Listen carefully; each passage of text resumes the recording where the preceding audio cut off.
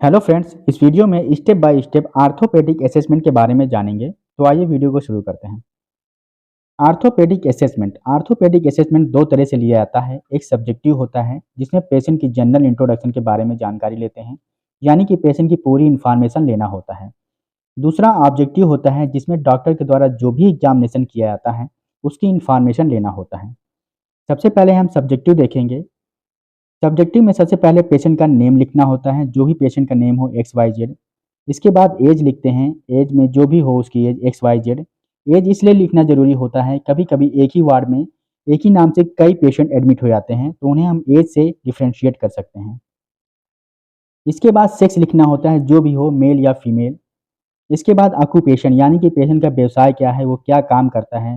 जैसे बहुत से पेशेंट होते हैं जिनका काम लॉन्ग टाइम स्टैंडिंग का हो सकता है, लॉन्ग टाइम वॉकिंग का हो सकता है, लॉन्ग टाइम सिटिंग का हो सकता है। बहुत से लोग पूछते हैं कि ऑक्यूपेशन जानना क्यों ज़रूरी होता है। तो ज़रूरी इसलिए होता है कि मोस्ट ऑफ द साइन या सिम्टम जो होते हैं वो कभी-कभी ऑक्यूपेशन से ही रिलेटेड होते हैं।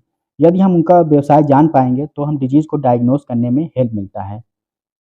Chief complaint, chief complaint patient की ही लैंग्वेज में होना चाहिए।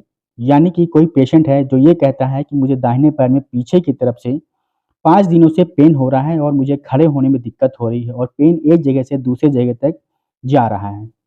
तो हम उसे कुछ इस तरह से लिखेंगे कि लो बैक एक, यानी कि उसको जो पेन हो रहा है पीछे की तरफ हो रहा है और कितने दिनों से हो रहा है, सिंस 5 डे। उसे खड़े होने में दिक्कत हो रही है तो लिखेंगे unable to stand properly. Pain radiate कर रहा है एक जगह से दूसरे जगह तक, तो लिखेंगे with radiation right lower limb, यानी कि low back ache since 5 day unable to stand properly with radiation right lower limb. तो कुछ इस तरीके से हम चीफ कंप्लेंट लिखते हैं। अब हम देखेंगे हिस्ट्री। हिस्ट्री में सबसे पहले प्रेजेंट हिस्ट्री देखेंगे, यानी कि history of present. History of present में सबसे पहले हम देखते हैं कि जो वो सिम्टम्स हुआ है, जो भी उसको डिजीज़ हुई है या जो भी पेन हो रहा है, उसकी शुरुआत कैसे हुई है। उसके बाद उसमें ड्यूरेशन लिखते हैं। उसके बाद वो जो दिक्कत हुई है वो उसका जो साइड है वो लिखते हैं कि वो किस साइड पे हुआ है। और जो भी दिक्कत हुई है उससे जो प्रॉब्लम हो रही है, यानी कि एसोसिएटेड प्रॉब्लम उससे जो भी हो रही है उसको लिखते हैं। फिर इसके बाद हम देखते हैं हिस्ट्री ऑफ पेन, यानी कि जो पेन हो रहा है उसे वो किस टाइप का पेन है। वो पेन रिफर्ड है या लोकलाइज्ड है, यानी कि वो एक ही जगह पे हो रहा है या एक जगह से दूसरी जगह पे जा रहा है। वो हम पेन ऑफ हिस्ट्री में लिखते हैं, यानी कि हिस्ट्री ऑफ पेन। ये इसके शॉर्ट फॉर्म है, जैसे चीफ कंप्लेन ये शॉर्ट फॉर्म है। ये हिस्ट्री का शॉर्ट फॉर्म है, history of pain, history of present. अब हम देखेंगे हिस्ट्री ऑफ पास्ट, यानी कि पास्ट में कोई उसको कोई डिजीज़ या कोई बीमारी तो नहीं थी। यदि थी तो वो कौन-सी थी वो जानने का प्रयास करते हैं। जैसे कि उसको कोई हाइपरटेंशन या जीआईटी या अस्थमा या डायबिटीज़ जैसी कोई बीमारी तो नहीं थी। क्या होता है कभी-कभी पास्ट वाली डिजीज़ जो होती है वो प्रेज़ेंट में भी आ जाती है। इसके बाद हिस्ट्री ऑफ फैमिली, यानी कि कुछ डिजीज़ ऐसी होती हैं जो एक जनरेशन से दूसरे जनरेशन में माइग्रेट करती हैं, यानी कि वो जेनेटिकल हो सकती हैं, जैसे कि अस्थमा हो गया या डायबिटीज़ हो गई। यानी कि some disease migrate one generation to next generation, जैसे कि जेनेटिकल कुछ होती हैं।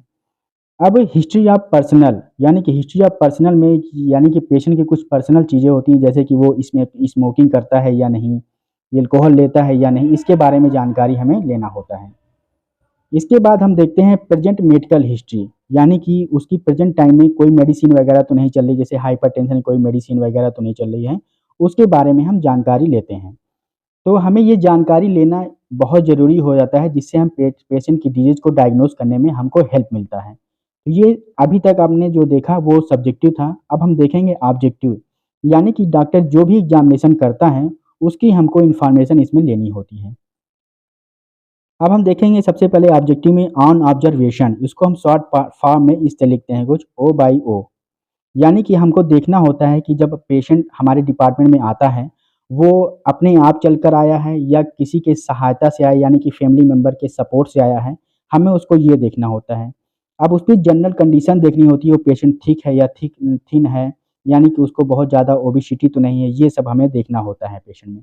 इसके बाद हम देखते हैं उसका पोस्चर, यानी कि उसका जो शोल्डर है वो लेवल पर है लेवल पे है कि नहीं है, हम मतलब इक्वल है या अनइक्वल है, ईयर उसके लेवल पर है, इक्वल या अनइक्वल है, यानी कि एंटीरियर सुपीरियर इलियक स्पाइन जो होता है वो इक्वल है या अनइक्वल है, ये सब हमें पोस्चर में देखना होता है। इसके बाद देखना होता है एक्सटर्नल अप्लायंस, यानी कि किसी भी तरह का कोई जैसे कि स्प्लिंट वगैरह या ब्रेसेस या बैंडेज वगैरह तो नहीं लगा है। यदि लगा है तो उसका कारण हमें जानना ज़रूरी होता है। इसके बाद ऑन पाल्पेशन, यानी कि उसको कोई टेंडरनेस वगैरह तो नहीं है, यानी कोई पेन वगैरह तो नहीं है, पेन की ग्रेडिंग पता करनी होती है। जैसे कि माइल्ड पेन पेन होगा तो हम उसे टच करेंगे तो पेशेंट को पेन होगा, मॉडरेट होगा तो टच करने पे वो हटा लेगा, अगर सीवियर होगा तो वो टच ही नहीं करने देगा। तो हम उसकी ग्रेडिंग के अनुसार लिख सकते हैं पेन की ग्रेडिंग को। मसल टोन देखेंगे, स्पास्टिसिटी वगैरह तो नहीं है, फ्लैसिडिटी तो नहीं है। स्किन टेम्परेचर देखेंगे, ज़्यादा मतलब कोई टेम्परेचर बढ़ा तो नहीं है। एब्नॉर्मल प्रोमिनेंस देखेंगे, किसी तरह का कोई ट्यूमर वगैरह तो नहीं है या बोनी प्रोमिनेंस तो नहीं है, वो सब हम ऑन पाल्पेशन में लिखते हैं। एडिमा देखेंगे कि अगर कोई एडिमा वगैरह तो नहीं है, उसकी लोकेशन पता करेंगे, यदि है तो। जनरलाइज़्ड है या लोकलाइज़्ड है, हम ये देखेंगे। पिटिंग या नॉन पिटिंग है, पिटिंग का मतलब होता है जब उसे हम प्रेशर देंगे जहाँ पे एडिमा है, तो वहाँ पे गड्ढा टाइप बन जाएगा, अगर नहीं बनता है तो वो नॉन पिटिंग है।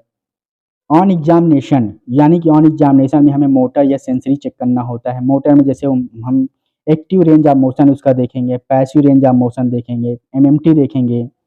सेंसरी में जैसे सीटीएस हो गया, यानी कार्पल टनल सिंड्रोम हो गया, तो आगे की तरफ जैसे कार्पल टनल सिंड्रोम हो गया है तो आगे की तरफ नंबनेस और जैसे नंबनेस वगैरह होगा तो हम उसे चेक करेंगे। अब उसके बाद ऑन एग्जामिनेशन में वाइटल साइन देखेंगे। वाइटल साइन में जैसे हम ब्लड प्रेशर देख सकते हैं, टेम्परेचर, रिस्पायरेटरी रेट और हार्ट रेट को एग्जामिन करेंगे। इसके बाद हम रिफ्लेक्स एग्जामिनेशन चेक करेंगे, जैसे कि बाइसेप जर्क हो गया, नी जर्क हो गया, एंकल जर्क हो गया। ये सब हम जो है हैमर की सहायता से चेक करते हैं। कुछ स्पेशल टेस्ट करवा सकते हैं, जैसे एक्सरे हो गया, सीटी स्कैन हो गया, एमआरआई हो गया, एसएलआर टेस्ट हो गया, यानी स्ट्रेट लेग राइज टेस्ट, यानी कि ये टेस्ट जब साटिका वगैरह हो जाता है तब हम ये टेस्ट करवाने को बोल सकते हैं। अब फिजियोथेरेपी ट्रीटमेंट के लिए हम एडवाइस कर सकते हैं, जैसे कि स्पाइन का एक्सटेंशन करवा सकते हैं, क्वाड्रिसेप की स्ट्रेंथनिंग एक्सरसाइज करवा सकते हैं, यानी कि जैसे बैक में पेन वगैरह है तो हम उसको स्पाइन एक्सटेंशन करवा सकते हैं। असेसमेंट में एक बात ध्यान रखें, चाहे वो असेसमेंट ऑब्जेक्टिव हो या सब्जेक्टिव हो, वो एक क्रोनोलॉजिकल ऑर्डर में होना चाहिए, यानी कि एक क्रम में होना चाहिए। और सबसे इम्पोर्टेंट बात कि जो मेजर प्रॉब्लम है वो सबसे ऊपर होनी चाहिए, सबसे पहले उसे लिखा जाना चाहिए। तो ये था आर्थोपेडिक असेसमेंट के बारे में। Okay, thank you.